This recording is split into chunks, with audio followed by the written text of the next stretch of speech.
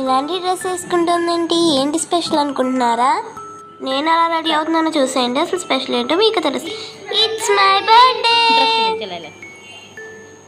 So నా dress అయితే ఎలా ఉందో కూడా కింద కామెంట్ చేసేయండి. అండ్ అలాగే నా నెక్లెస్ కూడా అండ్ చాలా బాగుంది కదా. అండ్ అలాగే నా బ్యాంగిల్స్, అలాగే నా మెహందీ కూడా బాగుందని చెప్పండి.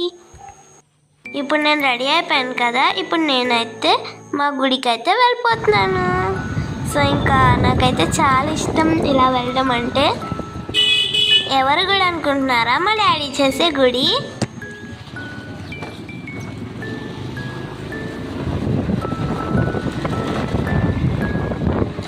వినాయకుడు టెంపుల్. సో ఇంకా మేమైతే స్టార్ట్ అయిపోయాం. అట్లీస్ట్ దగ్గరలోకి అయితే వచ్చేసాం.